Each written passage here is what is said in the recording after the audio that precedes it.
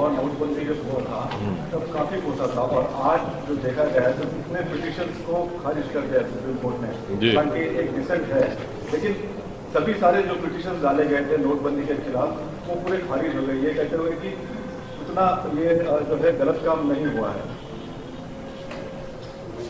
मेरा मानना यह है कि सुप्रीम कोर्ट का फैसला आया जिसमें अब एक डिसेंट जजमेंट भी है।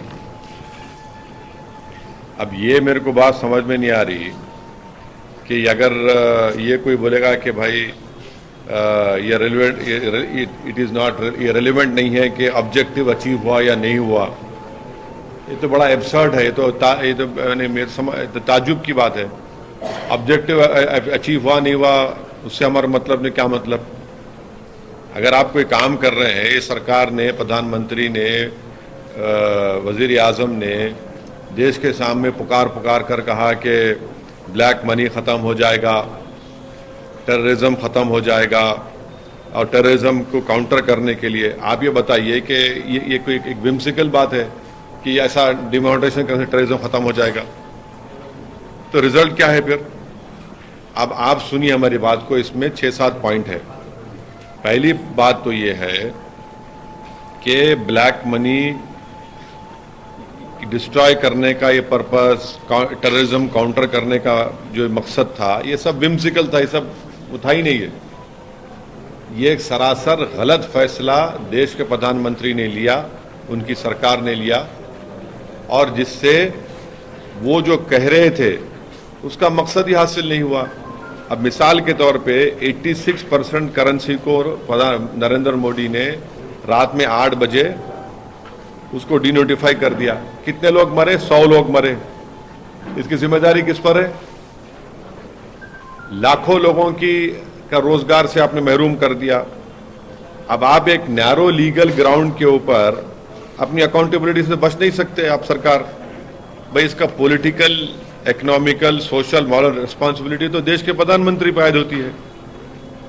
आप क्या भूल गए कि प्रधानमंत्री की स्पीच जो उन्होंने तकरीर में अपनी भाषण में कहा था कि घर में शादी है और पैसा नहीं है, प्रधानमंत्री मुस्कुरा रहे थे, पूरे इस मुल्क की गरीब आवाम रो रही थी, वजीर आजम, प्रधानमंत्री हंस रहे थे। रिजर्व बैंक ने यह कहा कि 32.18 लाख कोर करेंसी अब सर्कुलेशन में है।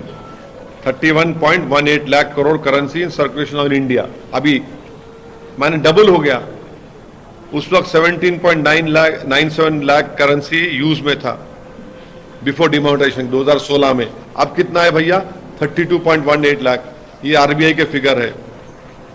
99.30% डिमोनेटाइज मनी अब सिस्टम में आ गया। तो इसका मतलब कोई ब्लैक मनी रिकवरी नहीं हुआ, खाली 0.002% फेक करेंसी को कैप्चर किया गया। आरटीआई रिप्लाई में आरबीआई ने कह दिया कि डिमोनेटाइजेशन वुड रिजल्ट, आरबीआई ने कहा कि RBI did not believe that demonetisation did not believe that demonetisation would result in recovering black money. ये उनका बोलना है। अच्छा, अब आप ये बोलिए कि जीडीपी ग्रोथ गिरा नहीं गिरा डिमोनेटाइजेशन गलत फैसले की वजह से प्रधानमंत्री के। इंडिया का जीडीपी ग्रोथ 2016-17 में 8.3% था। उसके बाद क्या हुआ? 2019-20 में 4% पे आ गया, पैंडेमिक से पहले 8 से 4% पे आ गया डिमोनेटाइजेशन करने पर। अच्छा, और एक चीज, अजीम प्रेमजी यूनिवर्सिटी की रिपोर्ट है, जिसमें अजीम प्रेमजी यूनिवर्सिटी ने रिपोर्ट में अपने कहा कि 50 लाख लोगों की नौकरियां चले गई डिमोनेटाइजेशन की वजह से। आप लोग बाजा बजाओ मीडिया वाले, 50 लाख की रिपोर्ट उनकी है। दूसरी बात यह है कि डिमोनेटाइजेशन से 5 years prior to demonetisation household financial liability average at 3.06% of gross national disposable income. This went up sharply to 4% of GNDI in 2007 and 18.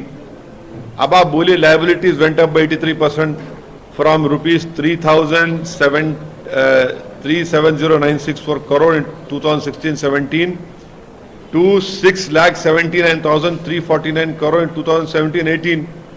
इसका मतलब क्या है कि in other words more and more people had taken out loans after demonetisation. सब लोग loan लेना शुरू कर दिए। और एक बात आप सुनिए, मैन्युफैक्चरिंग शेयर ऑफ जीडीपी 16% था मेक इन इंडिया जब लॉन्च हुआ था, आज 13% है। Total jobs in manufacturing sector जो है 5.7 crore to 2.7 crore after 2016। Manufacturing sector में 5.1 करोड़ थे, डिमोनेटाइजेशन के बाद 2.7 करोड़ हो गए।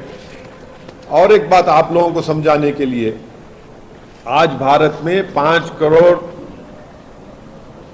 भारत के लोग नौकरियों में हैं, जिसको लेबर फोर्स पार्टिसिपेशन 60% यूएस में है, 70% चाइना में है और 40% भारत में है। अब आप बाजा बजाओ विश्व गुरु बोलो। 5 crore fewer Indians are working today than were before Modi became Prime Minister. Labour force participation 60% US में है, 70% चाइना में है और भारत में खाली 40% है। लोएस्ट इन साउथ एशिया है। भारत के प्रधानमंत्री वो इंडिया की वर्क फोर्स को श्रिंक कर दिए। ये लेवल ऑफ इनकॉम्पिटेंस है। अब कितना अनएम्प्लॉयमेंट है? 6% के ऊपर है। कितना इन्फ्लेशन है? 6% के ऊपर है। अब आखिरी बात यह है कि ये जो है ये आर्टिकल 308 का ये मास ग्रॉस वायलेशन है। और हम आपके जरिए से देश के प्रधानमंत्री से बोल रहे हैं कि क्यों नहीं आप डिमोनेटाइजेशन डे मनाइए ना, मनाइए डिमोनेटाइजेशन डे। आपने कहा था कि ब्लैक मनी खत्म हो गया, सेलिब्रेट क्यों नहीं कर रहे? अगर डिमोनेटाइजेशन सक्सेस था तो हम चैलेंज कर रहे बीजेपी से, चलिए आप सक्सेस और मानते तो मनाइए ना, क्यों नहीं मनाते आप? नोटबंदी दिवस मनाइए ना, क्यों नहीं मनाते आप? क्योंकि भारत के प्रधानमंत्री को मालूम कि नोटबंदी से महिलाएं, daily veg workers, handicraft artisans, plumbers, drivers, electricians, plumbers, masons, ये सब बर्बाद हो गए। इसका सोशल पॉलिटिकल रिस्पॉन्सिबिलिटी देश के प्रधानमंत्री उनकी सरकार पर आयद होती है डिमोनेटाइजेशन के ऊपर। अब आप सुप्रीम कोर्ट के फैसले को लेकर आप बाजा बजाइए, मगर ये सच्चाई है नहीं। हम जो मुद्दे आपके ये जो सामने रखे आपके, नोटबंदी दिवस क्यों नहीं मनाती बीजेपी? मनाइए ना। चलिए, अजीम प्रेमजी यूनिवर्सिटी की रिपोर्ट बोल रही कि 50 लाख लोगों की नौकरी चले गई, 100 लोग मर गए। आज कितनी करेंसी सर्कुलेशन में है? 32.18 लाख करोड़ करेंसी सर्कुलेशन में, जब 17.97 लाख करोड़ थी। और 99.30% डीमोनेटाइज पैसा जो हुआ तो सिस्टम में वापिस आ गया। अब ये क्या है बताओ आप? चलिए देख सवाल आप। जेन्स को लेकर जो है आपकी तरफ से समर्थन की बात आ रही है, जो मुद्दा हो रहा है, प्रोटेस्ट हो रहे हैं। बिल्कुल, मैं जैन समाज के लोगों के साथ हूं। जो फैसला बीजेपी की सरकार जब झारखंड में थी लिया गया था, उनके उस मंदिर के बारे में, उसको झारखंड की सरकार को वापस लेना चाहिए। और जो जैन मंदिर पर हमला हुआ था गुजरात में, उस पर गुजरात के मुख्यमंत्री को सख्त एक्शन लेना पड़ेगा। तो वजह क्या आप बता रहे हैं आप अपनी तरफ से? अरे वजह भाई उनका रिलीजियस प्लेस है, वहां पर आप शूटिंग कर रहे हैं। वहां पर उनके उस मंदिर में झारखंड में आप क्या क्या यानी वो जगह उनके लिए एक पवित्र जगह है उनके लिए। आप वहां पर क्या क्या सब तमाशे हो रहे हैं, वहां पर गलत है वो, बिल्कुल। वो भाई छोटा समाज है तो उनके भी तो कोई वैल्यू है, उनकी भी तो फीलिंग्स है, उनका भी तो रिलीजियस रेस्पेक्ट करना चाहिए उनके उस चीज को। हल्द्वानी को लेकर क्या कहेंगे? आपकी तरफ से समर्थन आ रहा है वहां पर, आपका कांग्रेस का समर्थन जो है वो। एक बात सुनिए, जब दिल्ली में इलीगल कॉलोनीज को मोदी सरकार रेगुलाइज करती है, दिल्ली में चुनाव से पहले करती है। यहां पर 2016 में वही स्टेट गवर्नमेंट ने यह कहा कि यह स्टेट की प्रॉपर्टी है। आज वहां की उत्तराखंड की बीजेपी की सरकार ये कह रही है कि स्टेट की नहीं है प्रॉपर्टी। आप बताइए कि ये कैसा इंक्रोचमेंट हो सकता है जब वहां पर 3 गवर्नमेंट के इंटर कॉलेज हैं, 5 गवर्नमेंट के स्कूल हैं, 5 गवर्नमेंट के स्कूल हैं, 3 गवर्नमेंट इंटर कॉलेज है। तो क्या हल्द्वानी में ये क्या इंक्रोचमेंट है? ये इतने सालों से कैसा गवर्नमेंट ने स्कूल खोला और इंटर कॉलेज खोला वहां पर? वहां पर एक धर्मशाला भी है, 16 मस्जिद है, 4 मंदिर है, 2 मंदिर है और 70,000 से ज्यादा लोग बर्बाद हो जाएंगे अगर उनको निकाला जाएगा। तो हम देश के प्रधानमंत्री से अपील कर रहे कि इंसानियत की बुनियाद पर भारत के प्रधानमंत्री, भारत के वजीर आजम को इन लोगों की मदद करनी चाहिए, इनको वहां से नहीं निकालना चाहिए। जब भारत के प्रधानमंत्री ने कहा कि 2022 जब आएगा, खत्म होगा तो सबको घर मिलेगा, अरे यहां तो अब घर से निकाल रहे हैं लोगों को। 1 पीढ़ी 2 पीढ़ी नहीं, 4-4 पीढ़ी वहां पर उस मुकाम पर रही है। जब दिल्ली में मोदी सरकार इलीगल कॉलोनीज को रेगुलाइज कर सकती है तो यहां पर उत्तराखंड की बीजेपी की सरकार क्यों नहीं मदद कर रही इन लोगों को? आप दिखाइए ना, क्यों नहीं मदद करना चाह रहे आप?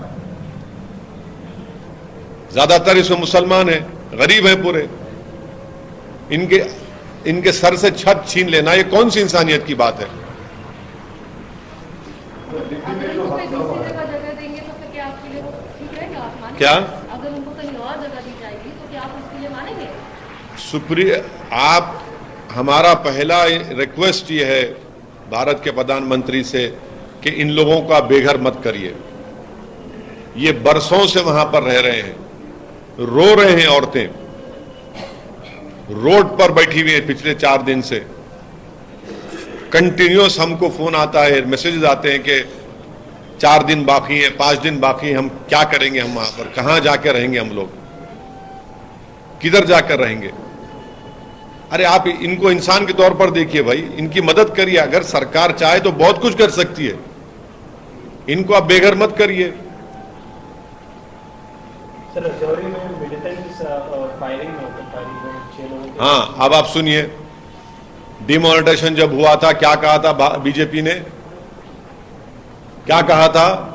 पत्थरबाजी खत्म हो गई, टेररिज्म खत्म हो गया। आप बताइए, ये मोदी सरकार की नाकामी है।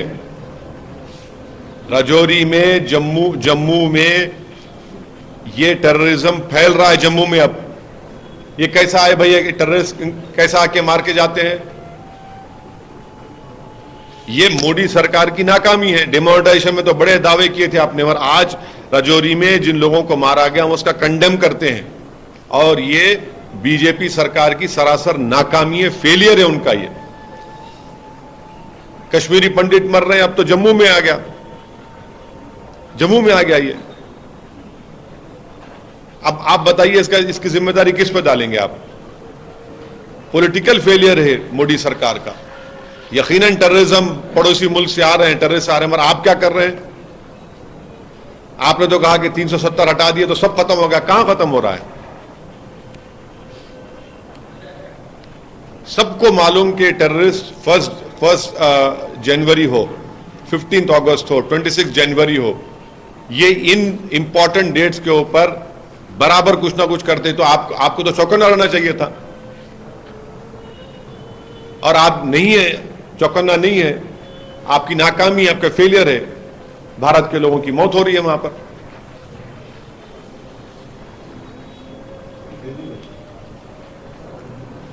दिल्ली में जो हादसा हुआ है सर,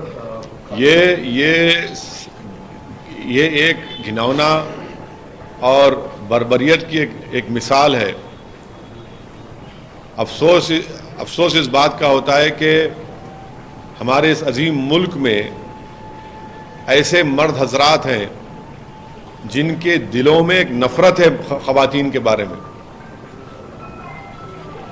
माने बर्बरियत, हैवानियत की मिसाल है जो दिल्ली में हुआ है।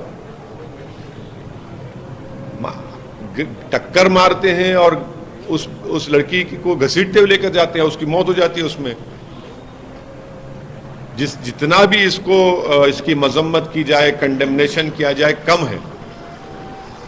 और ऐसे क्रिमिनल एक्शंस में सख्ती के साथ इनके ऊपर केस चलना चाहिए और प्रोसिक्यूशन का, सरकार का काम यह है कि उनको सजा दिलवाए, पूरे एविडेंस जमा करके इस केस को स्ट्रांग बनाकर उनको सजा दिलवाए। जब तक इनको आप सजा नहीं दिलवाएंगे ऐसे ही करते रहेंगे।